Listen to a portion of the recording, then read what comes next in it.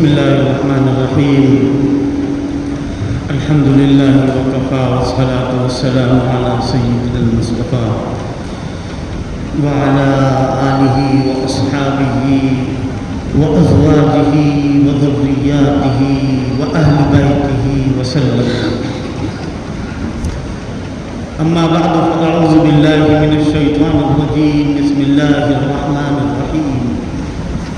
يا أيها الذين آمنوا اتقوا الله ولتنظر نفس ما قدمت لغد واتقوا الله إن الله خبير بما تعملون ولا تكونوا كالذين نسوا الله فأنساهم أنفسهم أولئك هم الفاسقون. صدق الله العظيم. حضرات علماء کرام، معزز حاضرین جلسہ، ان پروگراموں میں جو بیانات ہوتے ہیں اور ہم لوگ اس کو سنتے ہیں، ایسا ہوتا ہے کہ بیانات اس سے پہلے ہو چکے ہیں اس موضوع پر، اور ایک موضوع پر ضروری نہیں ہے کہ صرف ایک ہی مرتبہ بیان ہو، بار بار بیان ہو، الگ الگ لوگوں کا بیان ہو، الگ الگ طریقوں سے بیان ہوگا. بیان کا تکرار اور بیان کو دہرانا یہ غیر مفید نہیں ہے، مفید ہے. اللہ کے پیغمبر حضرت رسول اللہ صلی اللہ تعالی علیہ وسلم کو اللہ تعالیٰ نے اسی بات کا حکم دیا، فذکر فذکر فإن الذکری تنفع المؤمنین. آپ تذکیر کریے، سمجھائیے، نصیحت کریے. نصیحت اہل ایمان کے حق میں نفع بخش ہے، اور جس کو نفع نہیں ملنا اس کو نفع نہیں ملنا. جس کے مقدر میں نفع نہیں ہے اس کو کبھی نفع حاصل نہیں ہو سکتا. اللہ تعالیٰ نے قرآن مجید کے اندر فرمایا، الف لام میم ذالک الکتاب لا ریب فیہ ھدی للمتقین. یہ کتاب بڑی عظمت والی کتاب ہے جس میں کوئی شک نہیں، اور ہدایت کا یہ ذریعہ ہے متقیوں کے لیے. متقیوں کے لیے یہ متقی کون ہوتے ہیں؟ فرمایا الذین یؤمنون بالغیب ویقیمون الصلاۃ ومما رزقناہم ینفقون. پہلے پارے کی جو سورہ بقرہ ہے اس کی شروع کی آیتیں ہیں. جو غیب پر ایمان رکھتے ہیں، جو نماز قائم کرتے ہیں، جو زکوٰۃ ادا کرتے ہیں، جو آخرت پر یقین رکھتے ہیں، انہی کے بارے میں اللہ فرماتا ہے اولئک علی ھدی من ربہم واولئک ھم المفلحون. وہ اپنے رب کی طرف سے ہدایت پر ہیں، وہی فلاح یاب ہیں، کامیاب ہیں، بامراد ہیں. اب دوسرا انسانوں کا گروہ لایا اللہ، ان الذین کفروا سواء علیہم اانذرتہم ام لم تنذرہم لا یؤمنون. جو کافر ہیں ان کے حق میں برابر ہے، آپ ڈرائیں یا نہ ڈرائیں، وہ ایمان نہیں لائیں. عجیب غریب بات ہے، وہ پیغمبر کے جس کو اللہ تعالیٰ نے پوری دنیا کی ہدایت کے لیے بھیجا، پوری دنیا کی ہدایت کے لیے، اور پیغمبر آئے تھے اپنے اپنے زمانے کے لیے آئے تھے اور اپنی اپنی بستی کے لیے آئے تھے، لیکن حضور پاک صلی اللہ تعالی علیہ وسلم کو اللہ تعالیٰ نے کسی زمانے کے ساتھ محدود نہیں کیا اور کسی بستی میں محصور نہیں کیا، بلکہ فرمایا وَمَا أَرْسَلْنَاكَ إِلَّا كَافَّةً لِلنَّاسِ بَشِيرًا وَنَذِيرًا. اے پیغمبر، ہم نے آپ کو سارے عالم کے لیے بشیر اور نذیر بنا کر کے بھیجا ہے. تو یہ قرآن نازل بھی اسی لیے ہوا ہے. تبارک الذی نزل الفرقان علی عبدہ لیکون للعالمین نذیرا. قرآن نازل ہوا ہے اس لیے تاکہ عالمین کے لیے یہ ڈرانے والا دستور بن جائے. قرآن دستور بن جائے. تو حضور پاک صلی اللہ تعالیٰ علیہ وسلم کو اس بات کی بڑی بے چینی رہتی تھی کہ میری تبلیغ سے، میری محنت سے ابو جہل، ابو لہب، عتبہ، ولید بن مغیرہ، ابی بن خلف اور بڑے بڑے رؤسائے مکہ اور اغنیاء مکہ، سرداران مکہ اور ان کے سرکردہ عمائدین یہ ایمان کیوں نہیں لا رہے ہیں؟ اللہ فرماتا ہے لعلک باخع نفسک علی آثارہم ان لم یؤمنوا بہذا الحدیث اسفا. ایسا لگتا ہے کہ آپ اپنے آپ کو ہلاک کر ڈالیں گے. اتنا غمگین ہو رہے ہیں کہ یہ ایمان قبول نہیں کر رہے ہیں. ان کے افسوس میں، ان کے غم میں آپ غمگین ہو رہے ہیں. آپ اپنے اندر گھٹن محسوس کر رہے ہیں کہ یہ ایمان کیوں نہیں لاتے. تو اللہ تبارک و تعالیٰ کی طرف سے ایک چیز طے ہے کہ ایمان جن کو لانا ہے وہ ایمان لائیں گے. یہ اللہ کے علم میں ہے پہلے سے. اللہ کو معلوم ہے کہ یہ ایسا کریں گے اور ان کے مقدر میں ایمان نہیں ہوگا، اور یہ ایسا کریں گے اور ان کے ایمان میں مقدر ہے. یہ اللہ کی طرف سے ہے. دنیا کے اندر آنے کا مقصد کیا ہے؟ میں نے آیت پڑھی آپ کے سامنے، تقریر تو بھی مولانا جعفر صاحب کی ہوگی. اللہ تعالیٰ فرماتا ہے یا ایھا الذین آمنوا اتقوا اللہ. اے ایمان والو. کیسا اکرامی خطاب ہے، کیسا اعزازی خطاب ہے.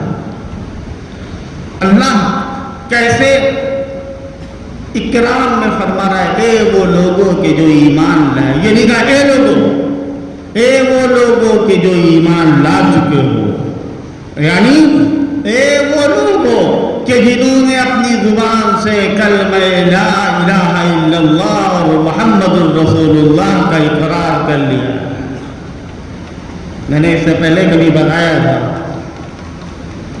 کہ لا الہ الا اللہ محمد رسول اللہ یہ وہ کلمہ ہے کہ جس کو قرآن میں کلمہ طیبہ کہا گیا ہے. شجرہ طیبہ سے اس کی مثال دی گئی. ضرب اللہ مثلا کلمۃ طیبۃ کشجرۃ طیبۃ اصلها ثابت وفرعها فی السماء. جس کی جڑ مضبوط ہے اور جس کی بلندی آسمان تک پہنچی ہوئی ہے. یہ کون سا کلمہ ہے؟ کلمہ طیبہ. جب کلمہ پڑھنے والے لوگ جو دنیا میں کلمہ پڑھ چکے لیکن ان کے اعمال دو طرح کے ہیں، اچھے بھی ہیں برے بھی ہیں، لیکن برے اعمال زیادہ ہیں. اللہ تبارک و تعالیٰ کے وہاں جب جائیں گے تو ان کی بدعمالیوں کی وجہ سے ان کے لیے جہنم کا فیصلہ کیا جائے گا. ان کو جہنم میں ڈالو. جہنم میں جانے کے بعد جو کافر ہوں گے کہ جن کو دنیا کے اندر کلمہ نصیب نہیں ہوا وہ کہیں گے ان سے کہ ہم تو لات کو مانتے تھے، منات کو مانتے تھے، عزا کو مانتے تھے، ہبل کو مانتے تھے، ہم تو دیوی دیوتا کو پوجتے تھے، ہم تو سورج اور چاند کو پوجتے تھے، ہم تو درخت اور حجر کو پوجتے تھے، اور تم تو کہتے تھے کہ ہمارا رب اللہ ہے، تم تو لا الہ الا اللہ پڑھتے تھے. تو آج جو ٹھکانہ ہمارا وہی ٹھکانہ تمہارا. ہم میں تم میں کیا فرق ہے؟ ہم مشرک تھے، تم توحید پرست تھے. بدعمالیوں کی وجہ سے جن کو جہنم میں ڈال دیا جائے گا. اس وقت اللہ تبارک و تعالیٰ کی غیرت کو جوش آئے گا. اللہ کی غیرت کو جوش آئے گا.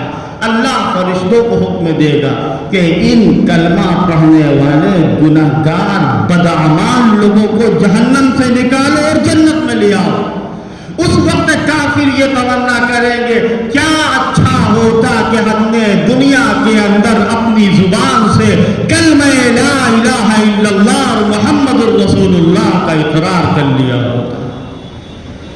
اس سے معلوم یہ ہوا کہ کلمہ طیبہ کا کیا وزن ہے.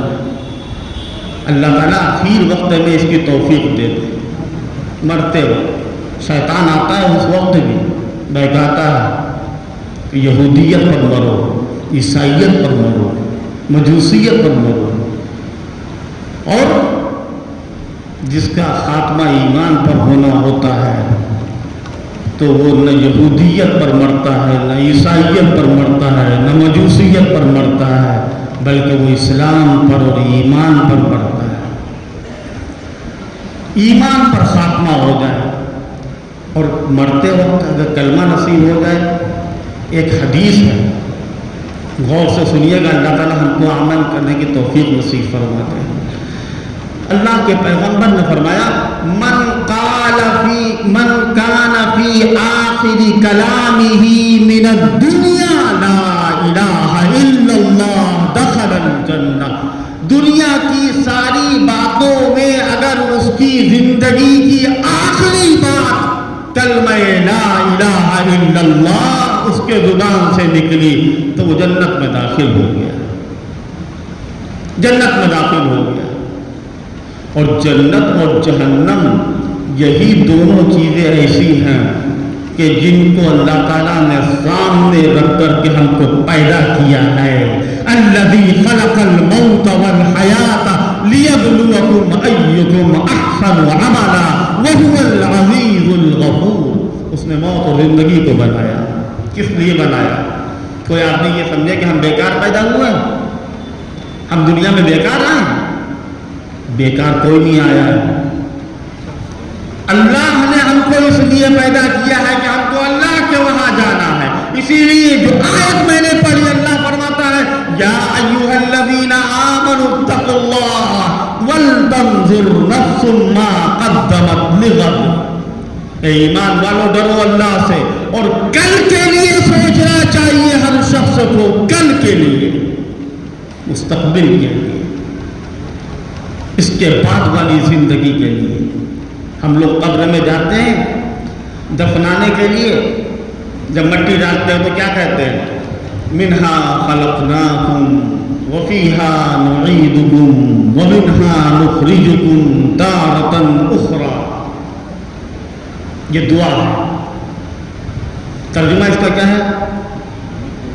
ہم نے تم کو اسی سے پیدا کیا ہے، مٹی سے انسان کو پیدا کیا ہے، اور مٹی میں تم کو لے جائیں گے اور مٹی سے تم کو اٹھائیں گے. انسان زمین سے پیدا ہوا ہے، زمین میں جائے گا اور زمین سے نکلے گا، اور پھر انسان کی واپسی ہماری طرف ہوگی. انسان کا حساب ہمارے ذمہ ہوگا. ان الینا ایابہم ثم ان علینا حسابہم. انسان کی واپسی ہماری طرف ہے، انسان کا حساب ہمارے ذمہ ہے. کیسے انسان پیدا ہوا؟ پانی سے پیدا ہوا ہے. آج اکڑنے کو تو چاہے جتنا اکڑ لے آدمی، ہم اپنی برادری پر اکڑ رہے ہیں، اپنی ذات پر اکڑ رہے ہیں، اپنے علم کے اوپر اکڑ رہے ہیں، اپنی نسبت پر اکڑ رہے ہیں، اپنی ڈگری کے اوپر اکڑ رہے ہیں، اپنے عہدے کے اوپر اکڑ رہے ہیں. یہ غرور و تکبر چکنا چور ہو جائے گا. غرور اللہ کو پسند نہیں ہے. انسان کی حیثیت کو اللہ بیان کرتا ہے. خلقنا النطفة علقة فخلقنا العلقة مضغة فخلقنا المضغة عظاما فكسونا العظام لحما ثم أنشأناه خلقا آخر فتبارك الله أحسن الخالقين. ہم نے تم کو پیدا کیا، تم کیا تھے؟ تم خون کا لوتھڑا تھے، تم گوشت کا ٹکڑا تھے، تم ہڈی تھے، ہڈی پر گوشت چڑھایا گیا. فَكَسَوْنَا الْعِظَامَ لَحْمًا ثُمَّ أَنشَأْنَاهُ خَلْقًا آخر. اس کے بعد جا کر کے تم انسان بنے ہو، پھر تم جا کر کے انسان بنے ہو. فَتَبَارَكَ اللَّهُ أَحْسَنُ الْخَالِقِينَ. اللہ کا شکر ادا کرو کہ اس نے تم کو کتنے بہترین سانچے میں پیدا کیا ہے. لَقَدْ خَلَقْنَا الْإِنسَانَ فِي أَحْسَنِ تَقْوِيمٍ ثُمَّ رَدَدْنَاهُ أَسْفَلَ سَافِلِينَ. ہم نے انسان کو بہترین سانچے میں بنایا ہے، اور جب اس نے نافرمانی کی تو ہم نے اس کو گیا گزرا کر دیا. ہم نے اس کو رون دیا، ہم نے اس کو بے عزت کر دیا، ہم نے اس کو بے وقت کر دیا۔ انسان کی اصل کیا ہے معلوم ہوا آپ کو؟ مٹی سے انسان پیدا ہوا ہے۔ حضور پاک صلی اللہ تعالی علیہ وسلم اسی بات بیان کرنے کے لیے آئے تھے۔ آپ نے یہ بتایا، جب آپ تشریف لائے، آپ نے کہا کوئی چھوٹا بڑا نہیں ہے دنیا کے اندر، کوئی فقیر اور کوئی ذلیل نہیں ہے، کوئی خادم کوئی مخدوم نہیں ہے، کوئی مالک کوئی مملوک نہیں ہے۔ دنیا کے اندر کوئی کسی کا عابد اور کوئی کسی کا معبود نہیں ہے، کوئی کسی کے سامنے سجدہ کرنے والا اور کوئی کسی کا مسجود نہیں ہے۔ اللہ کے پیغمبر نے بتایا، اور کیا کہا اللہ نے اپنے پیغمبر سے؟ ہم نے تم کو ایک مرد اور ایک عورت سے پیدا کیا ہے، اور تم کو مختلف خاندانوں میں، قبیلوں میں، کنبوں میں، برادریوں میں، ذاتوں میں بانٹ دیا ہے تاکہ تم ایک دوسرے کو پہچان سکو۔ تم میں سب سے زیادہ معزز اور مکرم وہ ہے کہ جو اپنے مالک سے، اپنے خدا سے ڈرنے والا ہے۔ گھمنڈ کی اجازت نہیں ہے۔ جب اللہ تعالیٰ اپنے نیک بندوں کا تذکرہ کرتا ہے تو کیسے تذکرہ کرتا ہے؟ رحمان کے بندے وہ ہیں۔ میں زیادہ تر باتیں آپ کے سامنے شروع محرم کی جلسے جب سے شروع ہوئے ہیں قرآن مجید کے حوالے سے زیادہ تر بات کر رہا ہوں۔ اللہ فرماتا ہے وَعِبَادُ الرَّحْمَنِ الَّذِينَ يَمْشُونَ عَلَى الْأَرْضِ هَوْنًا۔ رحمان کے بندے وہ ہیں کہ جو زمین پر نرمی سے چلتے ہیں۔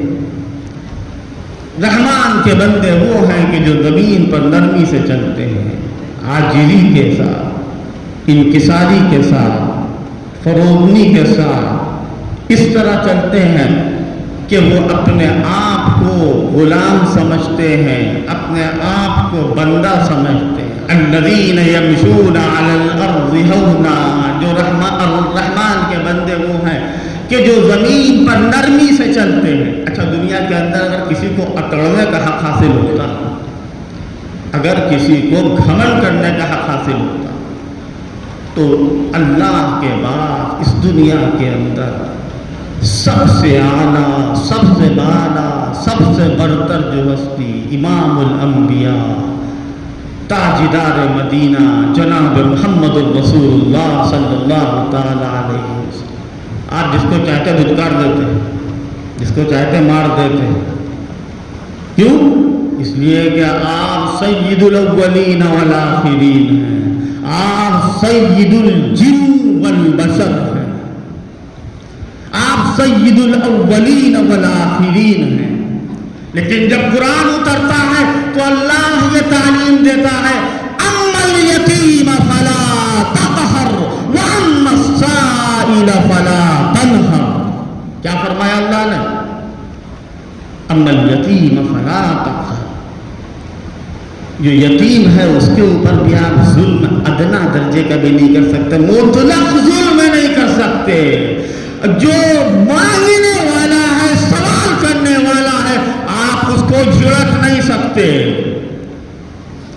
پیغمبر کا یہ اسوہ، پیغمبر کے ذریعے سے جو اسلام کی تعلیم دی جا رہی ہے، یہ بعد والوں کے لیے ہے۔ اللہ کیا فرماتا ہے؟ وَلْتَنظُرْ نَفْسٌ مَّا قَدَّمَتْ لِغَدٍ وَاتَّقُوا اللَّهَ۔ اے ایمان والو، ڈرو اللہ سے، اور کل کے لیے یہ سوچنا چاہیے کہ ہم نے کیا بھیجا ہے۔ اور پھر اللہ کہتا ہے اللہ سے ڈرو، ان اللہ خبیر بما تعملون، اللہ باخبر ہے تمہارے اعمال سے۔ پیش نظر کیا ہونا چاہیے؟ خوب اچھی طریقے سے آپ لوگ بیٹھے رہیے یہاں پر 2-3 منٹ۔ حضرت تشریف لیا ہے۔ ہم لوگ اپنی زندگی میں جو کچھ بھی کرتے ہیں، پڑھانا، ملازمت کرنا، کاروبار کرنا، تعلقات بنانا، خرچ کرنا، کمانا، چلنا پھرنا، یہ ساری کی ساری چیزیں ہماری روزمرہ کی زندگی، ہمہ وقت کی زندگی سے اس کا تعلق ہے۔ قرآن مجید کا بیان دیکھیے، جنت کا فیصلہ کس کے لیے ہوگا؟ اللہ فرماتا ہے اما من خاف مقام ربی ونہى النفس عن الہوى فإن الجنة هي المأوى، جو اپنے رب کے سامنے کھڑے ہونے سے ڈرا اور اس نے اپنے آپ کو خواہشات سے، دنیا کی لذات سے، دنیا کی خواہشات سے روکا، اس کے لیے جنت ہے، جنت اس کا ٹھکانہ ہے۔ خوف خدا پیش نظر رہنا چاہیے ہر چیز کے اندر۔ پیغمبروں کی سنت میں آپ دیکھیے، ایک حدیث میں اللہ کے پیغمبر صلی اللہ تعالی علیہ وسلم ارشاد فرماتے ہیں سبعۃ یظلھم اللہ فی ظلہ یوم لا ظل الا ظلہ، 7 خوش نصیب شخص ایسے ہیں کہ جن کو اللہ اپنے عرش کے سائے میں اس دن لے گا جس دن اللہ کے عرش کے سائے کے علاوہ کوئی سایہ نہیں ہوگا۔ ان میں سے ایک وہ شخص ہے رجل دعته امرأة ذات منصب وجمال فقال انی اخاف اللہ، جس کو ایک صاحب منصب، صاحب حسن و جمال لڑکی نے بلایا ہوگا گناہ کی طرف اور اس نے 2 ٹوک کہہ دیا انی اخاف اللہ، دنیا میں کوئی نہیں دیکھ رہا ہے تو اللہ تو دیکھ رہا ہے۔ حضرت یوسف علیہ السلام کا قصہ اس سے پہلے بھی یہاں بیان ہوتا رہا ہے وراودته التي هو في بيتها عن نفسه وغلقت الابواب وقالت هيت لك، پھسلایا بہکایا اس عورت نے کہ جو صاحب اثر و رسوخ تھی، وہ عزیز مصر کی عورت، اس کی بیوی، بڑے اختیارات تھے اس کو، اور حضرت یوسف کی حیثیت غلام کی، اور وہ کہہ رہی ہے حیت لک، گناہ کی دعوت دے دی۔ حضرت یوسف نے اس وقت کیا کیا تھا؟ بڑے دباؤ میں تھے، انہوں نے کہا قال معاذ اللہ، اللہ کی پناہ، انہ ربی احسن مثوایا انہ لا یفلح الظالمون۔ بڑی عجیب و غریب باتیں ہیں حضرات انبیاء۔ حضرت یوسف کی یہ جوانی اور بڑے خوبصورت تھے حضرت یوسف علیہ السلام، اور ان کی خوبصورتی کا تو یہ حال تھا کہ زلیخا کو لوگوں نے تانا دیا کہ تم غلام پر پیدا ہوگی۔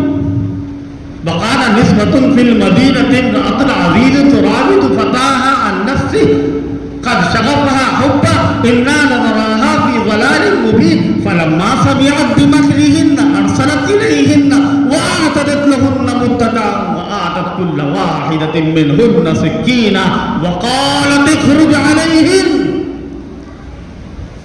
زلیخا نے بھی سوچا کہ آج ان کا امتحان لے لیتے ہیں۔ یوسف سے کہا کہ ان کے سامنے ہو، اور سب کے ہاتھ میں جو ہے چھریاں دے دی، پھل رکھے ہوئے ہیں پھل کاٹنے کے لیے، اور کہا حضرت یوسف نے اخرج علیہن فلما رأینہ اکبرنہ وقطعن ایدیہن، تو پھل کاٹنے کے بجائے انہوں نے اپنی انگلیاں کاٹنا شروع کر دی، اور کیا کہنے وَقُلْنَ حَاشَ لِلَّهِ مَا هَذَا بَشَرًا إِنْ هَذَا إِلَّا مَلَكٌ كَرِيمٌ۔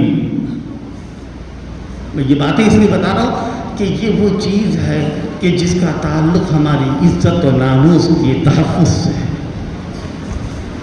بار بار قرآن اس بات کی تاکید کرتا ہے قُلْ لِلْمُؤْمِنِينَ يَغُضُّوا مِنْ أَبْصَارِهِمْ وَيَحْفَظُوا فُرُوجَهُمْ، اے پیغمبر آپ ایمان والے مردوں سے کہہ دیئے کہ وہ اپنی نظریں نیچی رکھے، آپ ایمان والی عورتوں سے کہہ دیئے کہ وہ اپنی نظریں نیچی رکھے، نظریں نہیں خالی قُلْ لِلْمُؤْمِنَاتِ يَغْضُضْنَ مِنْ أَبْصَارِهِنَّ وَيَحْفَظْنَ فُرُوجَهُنَّ وَلَا يُبْدِينَ زِينَتَهُنَّ إِلَّا مَا ظَهَرَ مِنْهَا وَلْيَضْرِبْنَ بِخُمُرِهِنَّ عَلَى جُيُوبِهِنَّ وَلَا يُبْدِينَ زِينَتَهُنَّ۔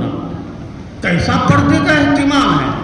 آج ہم لوگ کسی کے گھر میں جاتے ہیں تو اس کی بھی ضرورت نہیں محسوس کرتے ہیں کہ گھنٹی بجائیں یا آواز دیں، اجازت لیں۔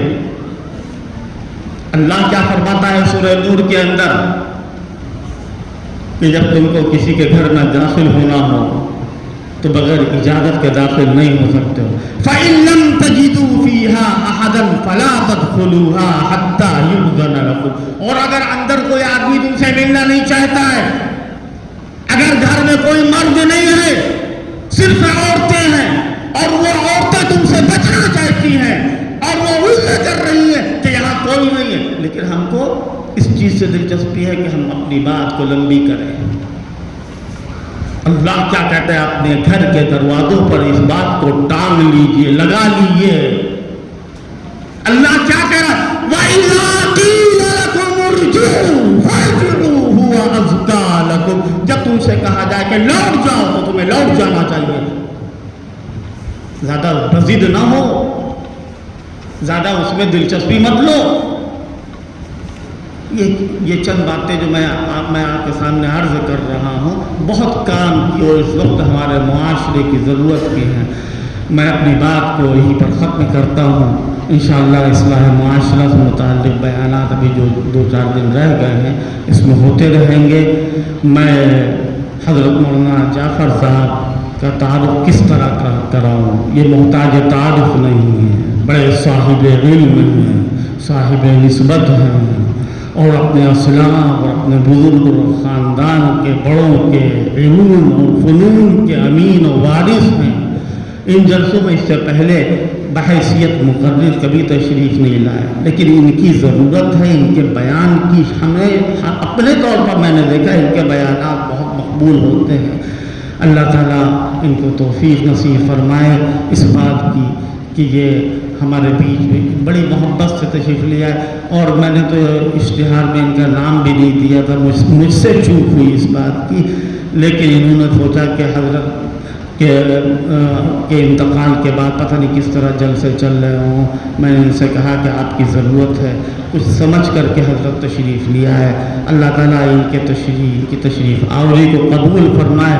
میں بہت ادب اور احترام سے دارالعلوم ندوۃ العلماء عالم اسلام کی، خاص طور سے ایشیا کی عظیم علمی دینی درسگاہ دارالعلوم ندوۃ العلماء کے ناظر عام، نائب ناظم اور جماعت اہل سنت والجماعت کے ممتاز عالم دین حضرت مولانا سید جعفر مسعود حسنی دامت برکاتہم. اللہ تعالیٰ ان کے فیوض و برکات عام فرمائے. میں ان سے بہت ادب اور احترام کے ساتھ درخواست کرتا ہوں کہ حضرت تشریف لائیں اور اپنے مفید باتوں سے ہم تمام سامعین کو محظوظ فرمائیں.